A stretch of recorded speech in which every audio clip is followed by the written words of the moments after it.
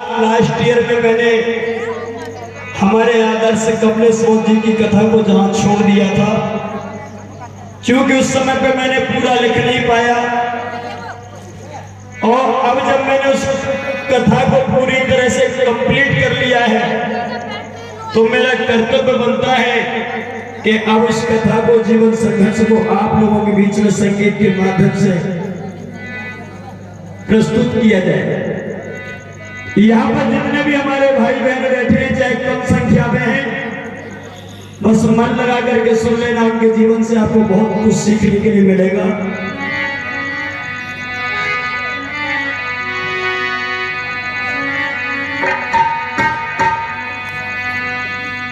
जिला मुरैना की धरती पर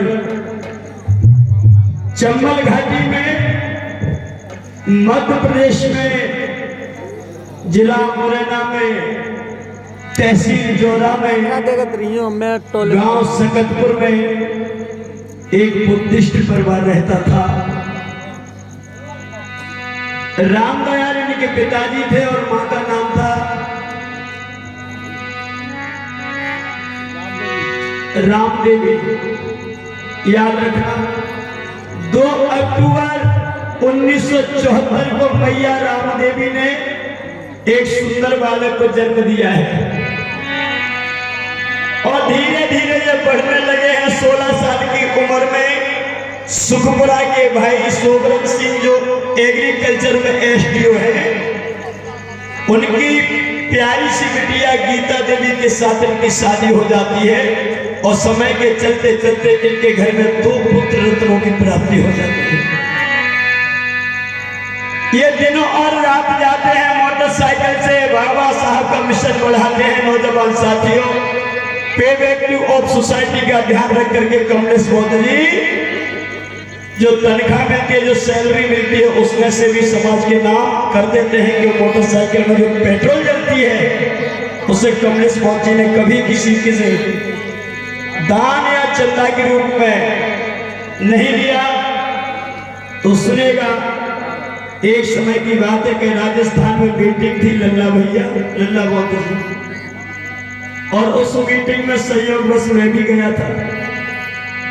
हम गए थे कि लल्ला जी, हाँ, रात पर वापस हम रात हुए थे। यहाँ तक मैंने कहानी को सुना दी थी। अब यहाँ से आगे आप लोग सुनिएगा। ये मेरा मोबाइल, मेरा छोटे भाई अवधेश बहुत राष्ट्रगीत के संग गाए गए, ये मेरी पूरी कथा को रिकॉर्ड कर रहे हैं और कल सुबह ये चैनल पे आपको मिल जाएगी। तो मेरा फिर निवेदन है कि आप संभल के बैठिएगा सभी, कोई पुड़िया बीड़ी तंबाकू ना खाएं, क्योंकि ये कार्यक्रम अलग टाइप का है। एक समय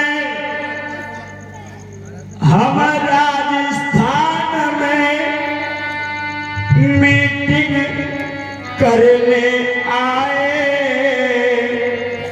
और आधी रात के बाद मुरैना वापस घर को जाए।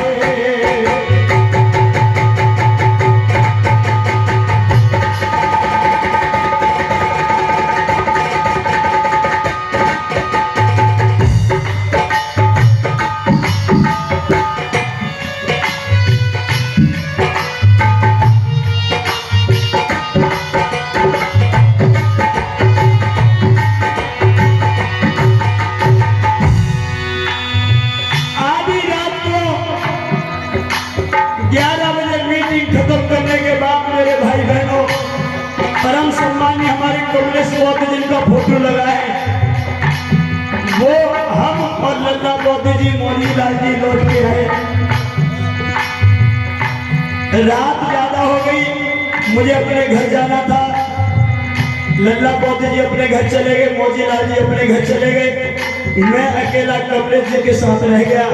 मैंने कहा, सर मुझे भी घर जाना। तो कहने लगे, क्या करोगे, रात को 1 बजे पहुंचोगे, कोई साधन भी नहीं, तो चलो हमारे घर पर रुकते हैं। मुझे उनके घर पे एक रात्रि उनके साथ रुकने का अवसर प्राप्त हुआ। मैं अपने आप को सौभाग्यशाली समझता हूँ। सर जी ने अपने घर की धीरे से बेल बजाई, कमलेश बहुत जी ने अपने घर की धीरे से बेल बजाई, बेल कहे तो घंटी। माता है लड़के बैठ। मैंने पहले ही बोला कि वीडियो चल रहा है। कमलेश जी ने अपने घर की भैया बेल बजाई। माता पत्नी कैसी होती है मैं बताना चाहता हूं। पहली आवाज में भैया गीता बहना आई।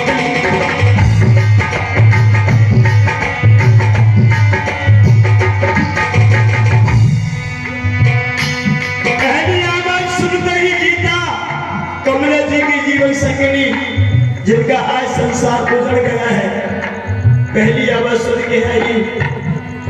आजकल हमारी बहन बेटी अगर रात को 12 बजे बेल बजाएंगे तो 10 बार बेल बजाएंगे तो उठ के आएंगे, और आओगे तो सबसे पहले खरी खोटी सुनाएंगे। जो कोई टाइम है आने का, हमारी नींद टूट जाती है। लेकिन वो मैया, वो गीता मैया रात को जब तक कमरे से वापस घर पर नहीं पहुंच जाते तब तक उस बेचारी को सुख की नींद नहीं आती। पत्नी ऐसी बोलो, दोनों हाथ जोड़ के कहना जय भीम हमसे बोली। हम बगल में खड़े थे, दोनों हाथ जोड़ के गीता जय भीम हमसे बोली, और मुस्कुराए के आदर से बैठक की कुंडी खोली।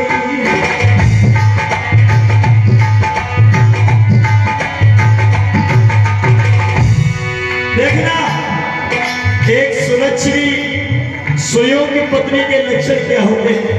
मुस्कुरा के जय भी बोला, और मुस्कुरा के जय भी बोलने के बाद बैठक की कुंडी खोल दी।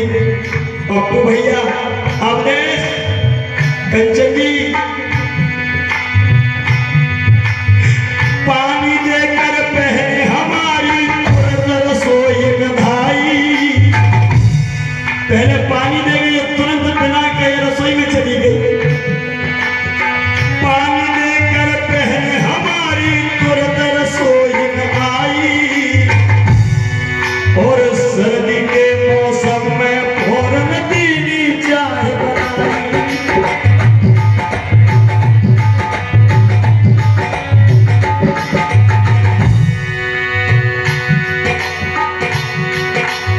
थोड़ी देर बैठ कर मुझसे मधुर वचन सुनायो। मीटिंग लेके आए हो, हाँ भूख लगी होगी। कमले जी कहने लगे नहीं हम खा के आए। उसके बाद भी मैया को चैन नहीं पड़ा कि मेरी परेशानी की वजह से मेरे पति मना कर रहे हो कि रात को क्यों परेशान करूं।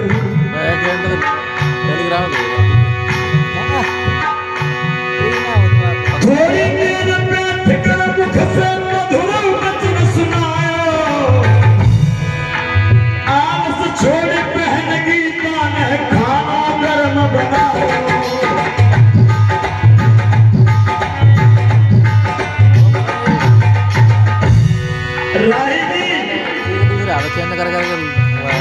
आप यहाँ आ जाए तो अच्छा लगे। आ जाइए, थोड़ा आप लोगों को देख करके मेरा मूवमेंट और बदलेगा।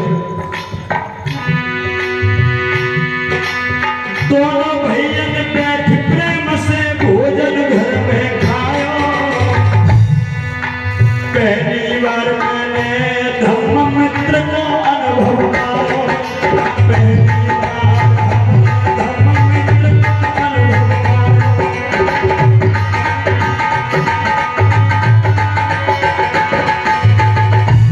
उस दिन मुझे पहली बार ऐसा लगा रही थी कि मैं आज अपने सच्चे धम्म मित्र के घर पे रुक गया। लोगों प्रेम बड़ी ताकत होती है, इसीलिए तुम सुमन को मेरी बहनों मानो कहना, और पत्नी बनना है तो रामा गीता जैसी बनना।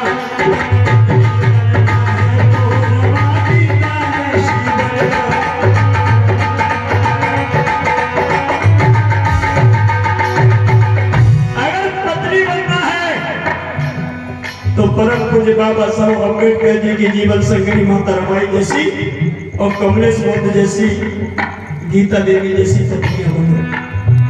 आप पूजी जाओगी, आपकी पूजा होगी, आपके पति के साथ आपका नाम जोड़ा जाएगा, क्योंकि पति को आगे बढ़ाने में सबसे बड़ा हाथ होता है माता, तो उसकी पत्नी का होता है। याद रखो,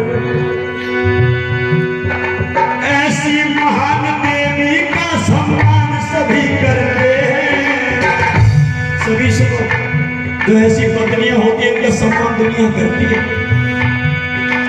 ऐसी महान देवी का सम्मान सभी करते हैं, और त्याग और बलिदान की देवी इनको ही कहते हैं।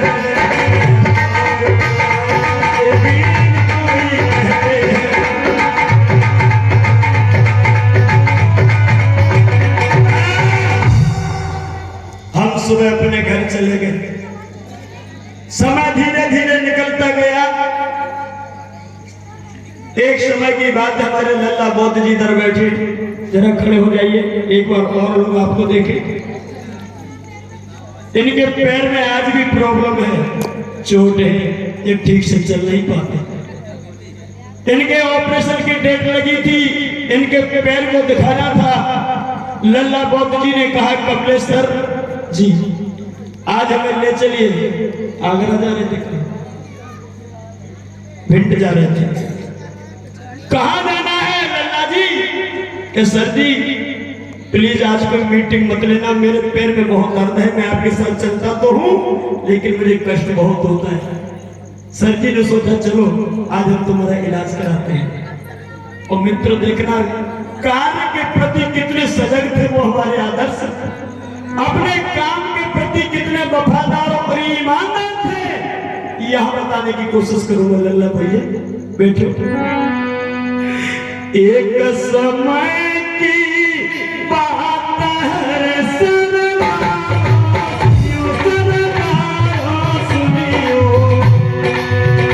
अरे कर्म के प्रति कितने सजग थे।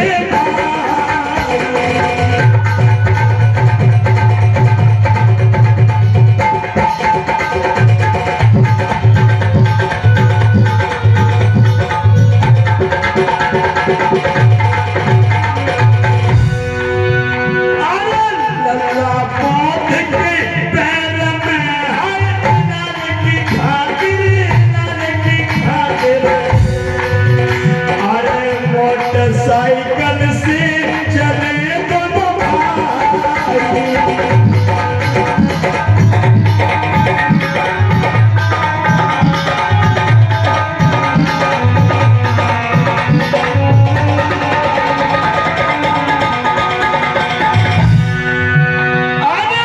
रास्ता में जब जा रहे हैं दोनों भैया, मेरे दोनों भैया, अब भिंड पहुंचो ना पाए। रास्ता में मोटरसाइकिल चल रही है 60-70 की स्पीड पे, और दोनों का भाव, अरे तब तक गया फोन वहां पर।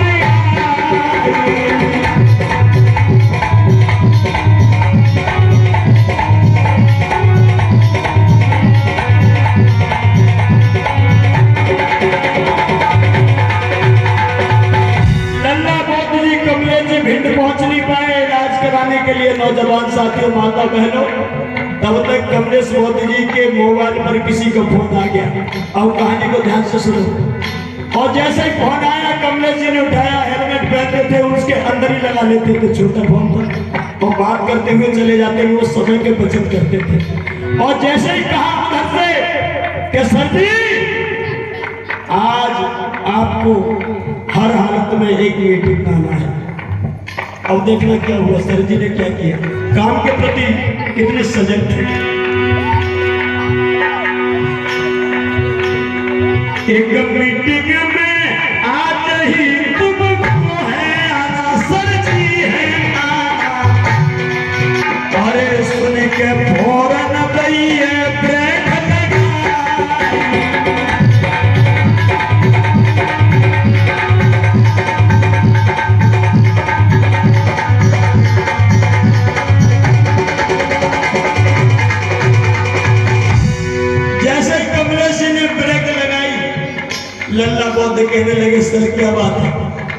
कोई प्रॉब्लम आ गई मोटरसाइकिल में? नहीं लल्ला जी। तो कि आज हम इलाज के लिए नहीं जाएंगे। लल्ला जी कहने लगे आखिर क्या हो गया, अचानक बाइक क्यों रोक दी? तो कमलेश जी कहने लगे लल्ला जी तुम्हारी तो पैर की बीमारी है। देखना कमलेश जी का वो भाव आप लोग समझे, वो भाव आपके भाव में भाव कर जाए तो मेरे लिए नहीं मेरे आदर्श के लिए जोरदार तारीफ तब बगाना तब समझ में आ जाए। कमलेश जी कहने लगे लल्ला जी तुम्हारे पैर का इलाज तो आज नहीं तो कल हो जाएगा। ये कोई बड़ी बीमारी नहीं है, लेकिन मेरे समाज की जो सबसे बड़ी बीमारी है उस बीमारी को मिटाने के लिए मुझे जाना है। उसका मेरे फोन आया, इसलिए आज मीटिंग कैंसिल, आज इलाज कैंसिल। आज हम मीटिंग के लिए जाएंगे। लोगों वहां से गाड़ी मोड़ दी है। ये तालियां मेरे कमलेश जी के लिए बस आता जी।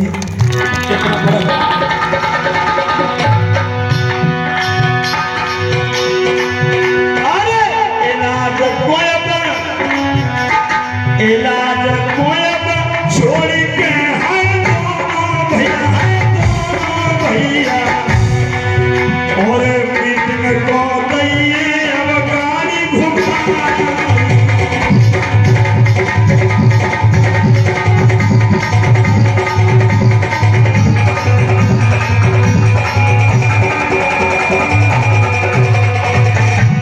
50 किलोमीटर मोटरसाइकिल चला तो रीढ़ की हड्डी में दर्द शुरू हो जाता है।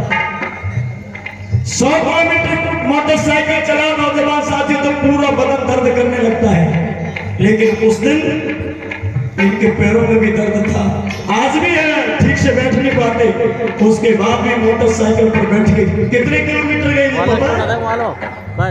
अगर वो किलोमीटर आपकी समझ में आ जाए तो मेरे कमलेश और मेहनत के लिए ताली बजा दे। कितने किलोमीटर? देखो यार तो मैं पता नहीं पड़ रही, मैंने ताली ले ली। 300 किलो की तरक्की दूरी सुनिए अरे फिर भी दिल में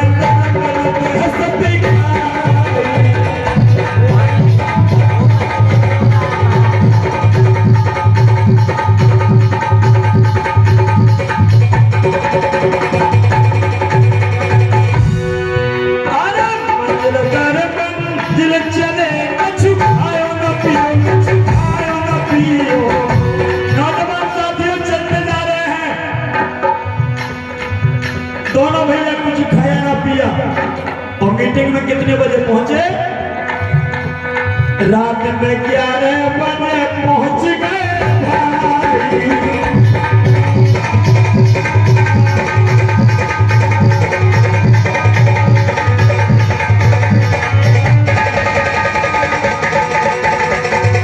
एक निवेदन करूंगा बहन बेटियों से, अभी ज्यादा समय नहीं हुआ तो हमारी कसम है, मैं कह रहा हूं घड़ी लगा के सिर्फ 10 मिनट का हम कथा कहानी को सुन लो, सिर्फ 10 मिनट और फिर मैं तुमसे खुद कहूंगा कि चले जाओ, फिर तुम्हारी ताकत नहीं है तुम खड़ी हो जाओ। बस 10 मिनट आप लोग और बैठे, कोई विशेष कार्य होता है शारीरिक क्रिया तो आते भी जाते भी है, कोई दिक्कत नहीं। एक कथा मेरी चल रही है कमलेश जी का जीवन संघर्ष और इसी बीच में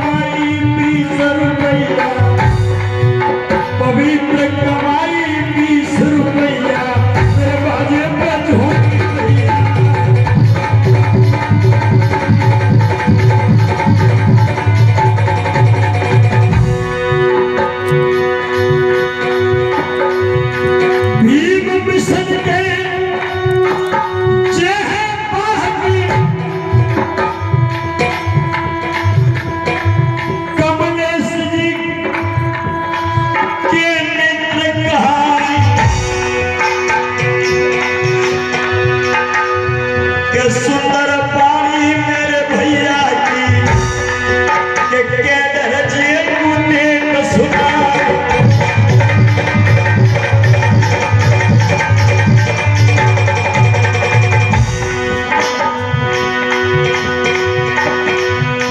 विशंबर भैया आए धीरे धीरे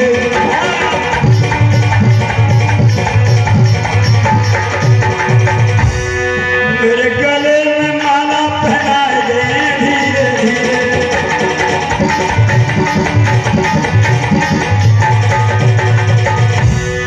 महाराज टक्कर गए आज प्रेम की चोट और विशंबर भैया सीधे हाथ से दे गए दसको के सभा में भारी मान बढ़ाए गए हैं ये तस्वीर रखवाए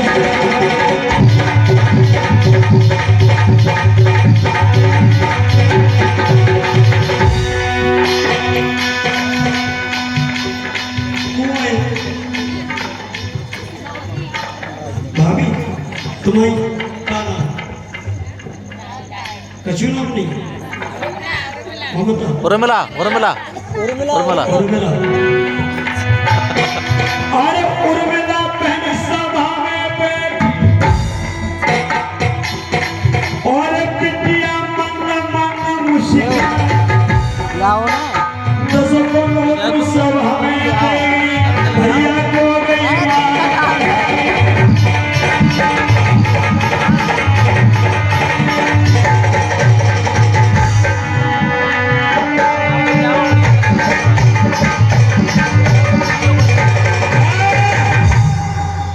तीन 300 किलोमीटर चले हैं इधर पुष्पेंद्र भैया हाथरस विजय स्टूडियो के संचालक हैं इनका बड़ा कैमरा लगा है पूरा आज का प्रोग्राम इन्होंने कैप्चर किया है और कैप्चर करने के बाद अपने चैनल पे डालेंगे विजय स्टूडियो के नाम से विजय स्टूडियो हाथरस के नाम से आएगा ये पूरा प्रोग्राम आप लोग उनके चैनल को सब्सक्राइब भी करें सहयोग करें बेल आइकन जो भी होता है करना कर देना और जो गरीब को चैनल है बाबा नाम है बाबा के पंखा मतलब बाबा के फैन बहुए चलते रहिए थोड़ा थोड़ा और जो बनाए रहे इनको ही नाम है ए भी म्यूजिक जो 60 भाई इनको चैनल है डी के राजा सूरज राही भैया जी का भी चैनल होगा जरूर राही या सूरज राही के नाम से उसको भी करें आप अब एक समय की बात है याद रखो कमलेश मोदी को लोगों ने कहा कि वो तो ब्राह्मणों के विरोधी थे नहीं कमलेश मोदी किसी जाति के विरोधी नहीं थे कमलेश मोदी जातिवाद के विरोधी थे ब्राह्मणों के विरोधी नहीं थे ब्राह्मणवाद के विरोधी थे एक समय एक ब्राह्मण को अदालत में कोर्ट में जमानत की जरूरत पड़ गई उसे कोई जमानतदार नहीं मिला तो ये खबर कमलेश जी को जब पहुंची है नौजवान साथी देखना चाहते हैं कि मानवता की कैसी मिसाल थे वो ऐसा ही नहीं कि ब्राह्मणों का उन्होंने सहयोग नहीं किया दया नहीं की यह बताता हूँ ये परम आदरणीय डॉक्टर दिलीप जारोलिया जी ने इस पुस्तक को लिखा वहां बताया है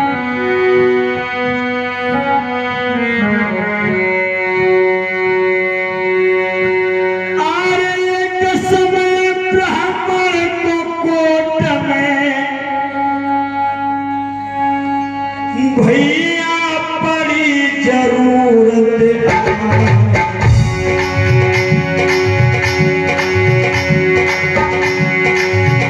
अरे कोई जमानत ब्राह्मण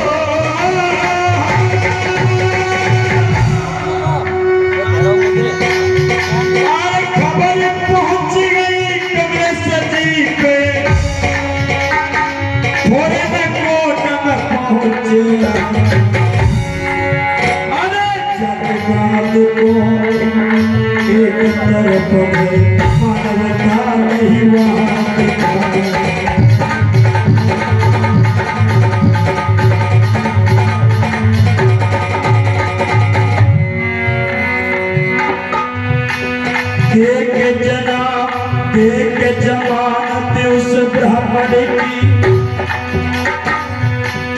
भैया नहीं है जान बचाए, एक और ऐसी घटना उनकी किस्म की हमारी है।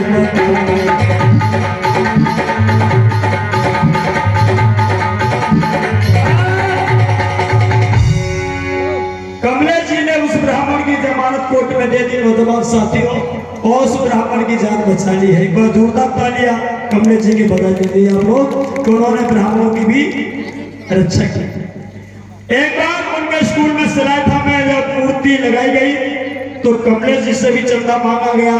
कमलेश जी ने कहा कि भाइयों, मैं चंदा मूर्ति के लिए नहीं दे रहा, मैं चंदा एक मानवता के नाते, स्टाफ के नाते, आप लोग मेरे द्वार पे आए हो और भगवान बुद्ध ने कहा कि द्वार पर दुश्मन भी आ जाए उसको खाली हाथ ना भेजो, बस इसलिए मैं आपको चंदा दे रहा हूं। ये परम आदरणीय हमारे विनोद कच्चे जी और परम सम्मान्य हमारे राही जी, सूर्य राही जी, बोधगाथा वाचक सम्राट, हमें 50-50 रुपए से नवाज रहे हैं। हम उनको बहुत बहुत साधुवाद देते हैं। इसी तरह से जिस रास्ते पे आप चल रहे हैं वो रास्ता आपका सशक्त हो और आप भी मजबूत हैं, समाज को भी मजबूत करें, ऐसी हमारी बुद्ध से याचना है। इधर हमारे परम आदरणीय धर्मेंद्र मोदी जी ग्राम सकतपुर के हैं, जहाँ के हमारे कमलेश जी हैं। कमलेश जी थे ग्राम सकतपुर, वही के धर्मेंद्र मोदी जी, इन्होंने 20 रुपए का सम्मान किया, मैं धन्यवाद देता हूँ। जो भी इनके द्वार पर जाता कभी ख्याल रहता नहीं आता। अब यहाँ से कहानी को जरा मन लगा के सुन लीजिएगा और कोशिश करना। वैसे तो मेरी पूरी कोशिश है कि आप लोग ताली बजा नहीं पाओगे, अगर ध्यान से सुनेंगे तो देखना कहानी कहाँ जा रही है।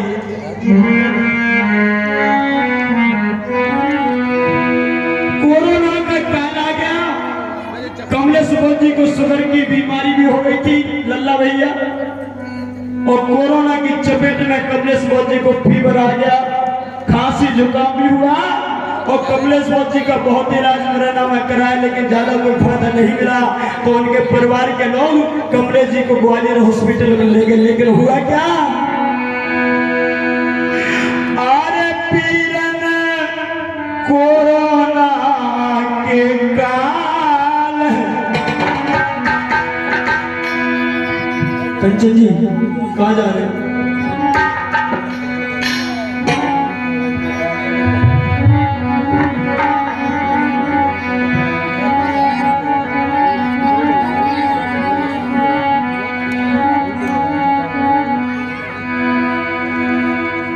कंचन जी कहीं जा रहे हैं? के पीरन कोरोना के काल फंस गए भैया बेलना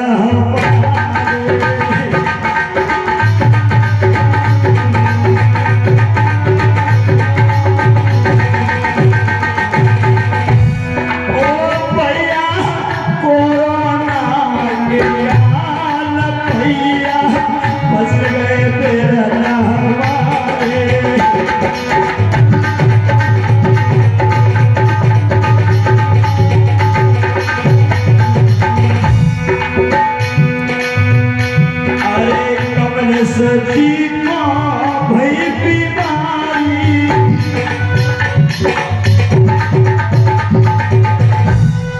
याद रखना भाइयों, धर्मेंद्र जी क्या करा, बैठ जाओ, कथा का आनंद तो बिल्कुल। कमलेश जी को भई बीमारी,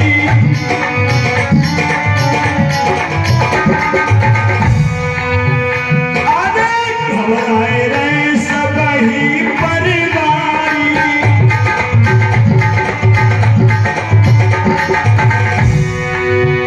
आरे के सब पता कब है सारी,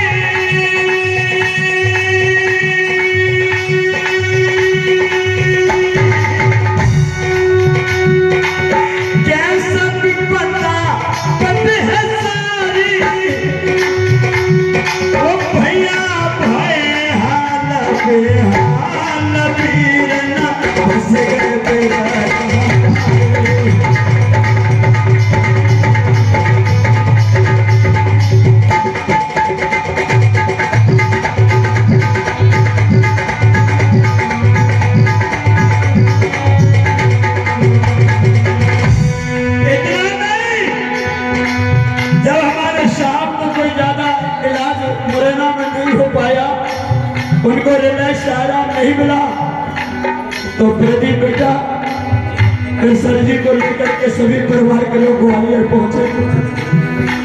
परिजन लेके ग्वालियर आए,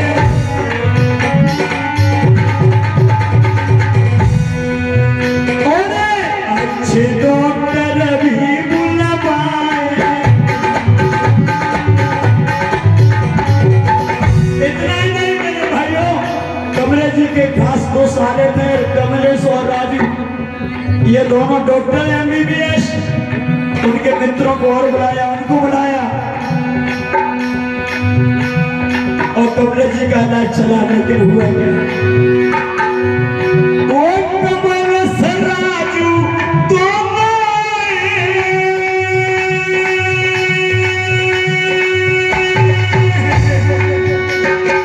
कमलेश राजू दोनों ओ जीवन में आयो चाल देखो बस गए।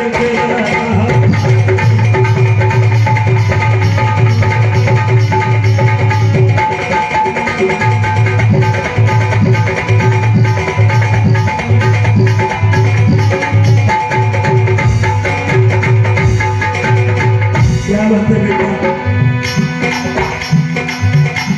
अब वो दिन आ गया, अब वो घड़ी आ गई, वो काली रात आ गई, वो अभागा दिन आ गया जिस घड़ी ने हमारे मसीहा को हमसे जुदा कर दिया। 25 अप्रैल का वो दिन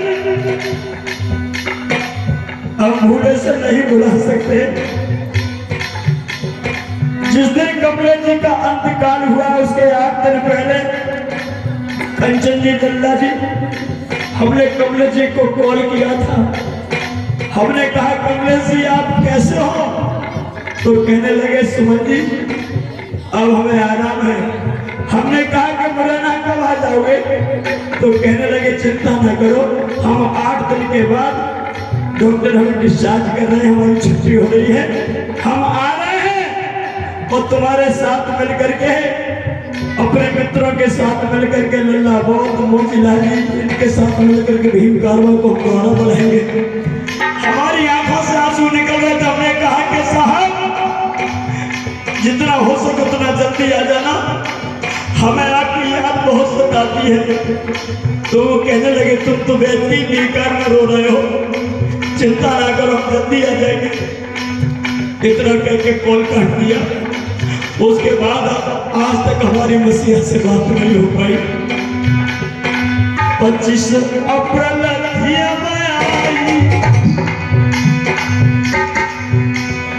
अंतिम घड़ी घेर के लाई,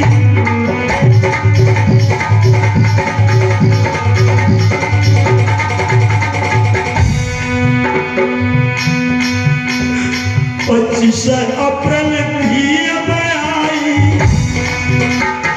अंतिम घड़ी घेर के लाई।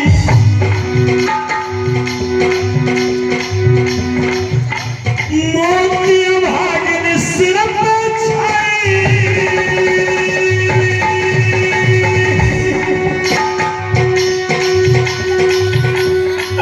अरे मोती भागन सिर पे छाई, है गयो सुबह अंतकाल भैया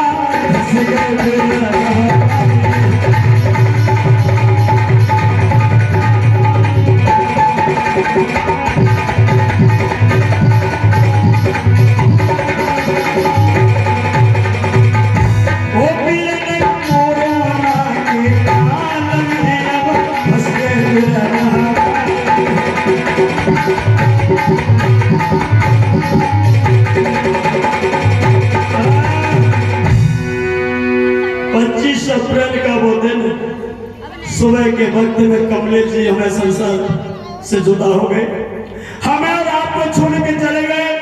सबसे पहला कॉल मेरे लिए आया था हमारे परम आदरणीय दीपक पत्रकार जी का। कहने लगे चौधरी साहब, हमने कहा बोलो कुछ पता है? हमने कहा नहीं। हमारे कमलेश बोध जी, हाँ मैंने क्या हो गया, वो तो आने वाले कि नहीं, अब कभी वापस नहीं आएंगे। मैंने कहा क्या बोल रहे हो?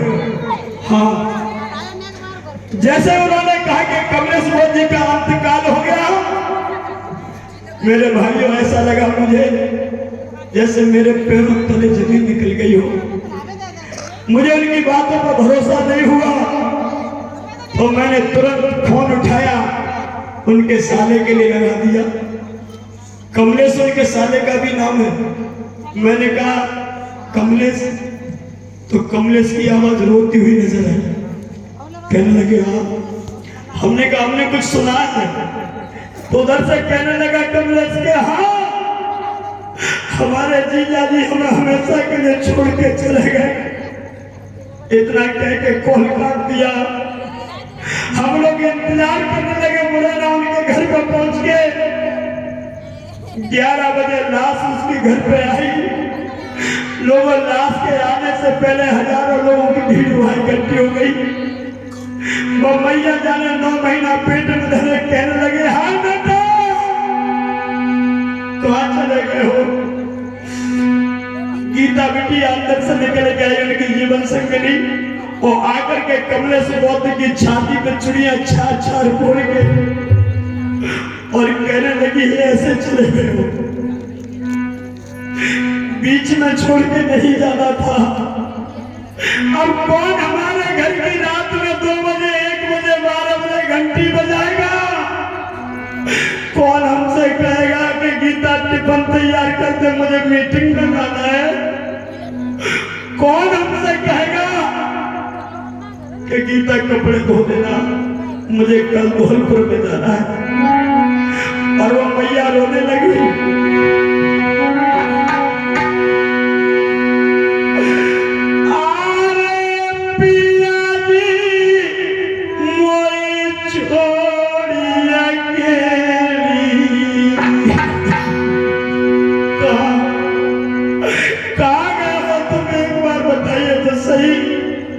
हम आपको वापस ले आएंगे।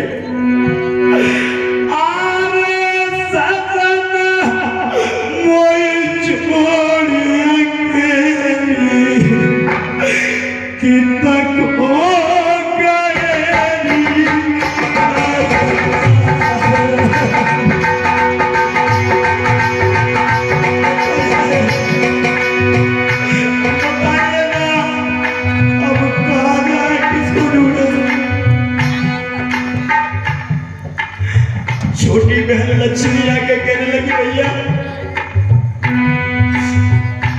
वैसे तो तू कभी हमारे द्वार पे जाता नहीं था, टाइम तुझे नहीं मिलता था, आज हमें बुलाया है तो ऐसी कंडीशन में बुलाया है। भाभी को जेठ पकड़ के ननद बैठ गई, भाभी को गोदी में भर लिया। कहने लगी भाभी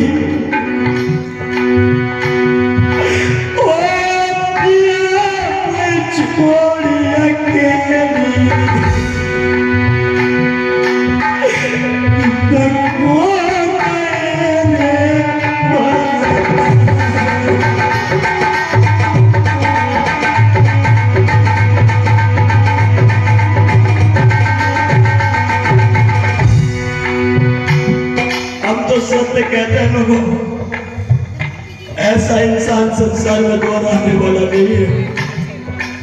हमेशा हमें अपने भैया का प्यार दिया, हमसे ज्यादा नहीं 2 साल बड़े थे।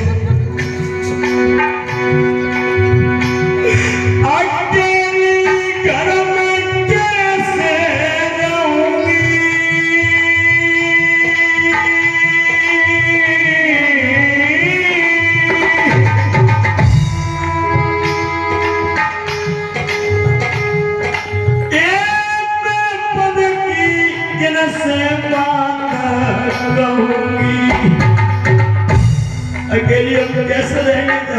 मैं अपने मन की अपने दिल की बात किससे कहेंगे? और जब ये बच्चे बड़े हो जाएंगे और जब ये पूछेंगे माँ हमारे पिताजी कहाँ हैं, तो हम क्या जवाब देंगे? इनको बताइए आप।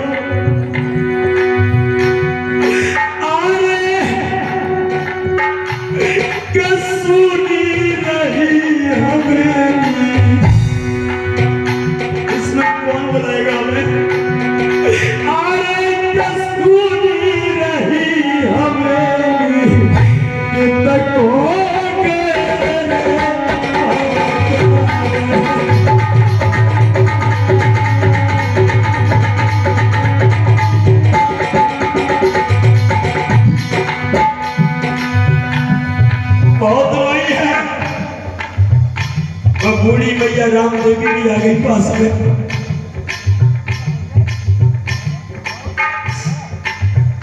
बहू को बहुत समझाया, बेटी शांत हो जाओ बेटी। अरे मेरे पुत्र ने कोई कमी नहीं छोड़ रखी है मेरी बेटी। मेरा पुत्र पुत्र नहीं, वो रतन था। अपने पिताजी की आखिरी सांस तक मेरे पुत्र ने सेवा की थी मेरी बेटी। चुप हो जा। दोनों बच्चों को गोदी में बैठा लिया। गीता ने कहने लगी, सर जी मेरे पार दोनों छैया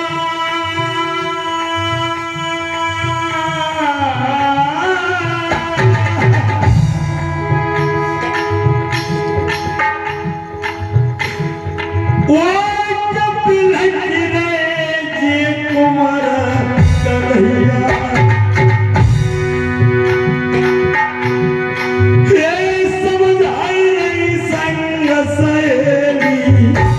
चुप हो जाओ, चुप हो जाओ गीता, चुप हो जाओ।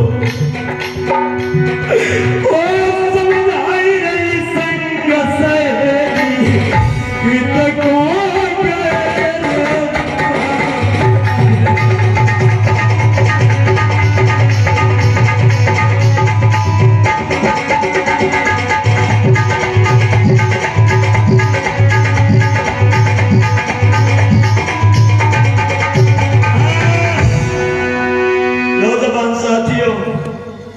मैंने कभी भंते जियों की आंखों में आंसू नहीं देखा और भंते जी कभी रोते भी नहीं है,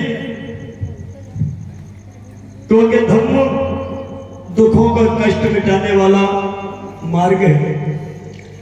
लेकिन उस दिन मैंने पहली बार हमारे भंते जियों और भिक्षु संघों को रोते हुए देखा। और याद रखना कि जिस व्यक्ति के चला जाने के बाद अगर भंते जी की आंखों से आंसू निकल जाए तो समझ लेना वो व्यक्ति साधारण आदमी नहीं था। ये कमलेश जी जो मिशन छोड़ के गए हैं, आज इनके जन्म दिवस के उपलक्ष्य में जो प्रोग्राम रखा है संत सैनिक दल की टीम के द्वारा धौलपुर की धरती पे, तो हमारा तुम्हारा सबका कर्तव्य बनता है कि ये मसीहा अगर बाबा साहब को मिशन को अधूरा छोड़ के गए हैं, उनका सपना था कि मैं घर घर में एक अम्बेडकर पैदा करना चाहता हूं। तो लीजिए संकल्प और हाथ बढ़ाइए मेरे ऐसे सामने। जो बाबा साहब और कमलेश जी का अधूरा जो कारवा है उसे पूरा करना चाहते हैं, वो ऐसे सीधा हाथ बढ़ा दीजिए आगे। बाबा साहब के मार्ग पर चलने वाले लोग हाथ उठाओ, हाथ बढ़ा दो ऐसे, और संकल्प लोग हमारे साथ सभी मंच पे भी सभी। जब तक जिंदा रहे जग में बहुजन का साथ निभाए। क्या कहने? ये संकल्प ले लीजिए। ये हाथ नीचे ना करो, ऐसे रखो। मेरी तो मजबूरी है कि मुझे हारमोनियम चलाना है।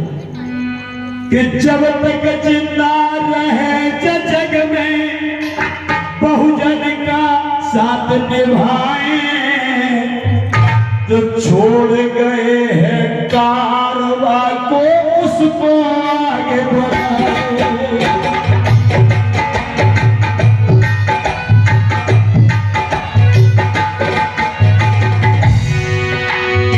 कमलेश हिजरत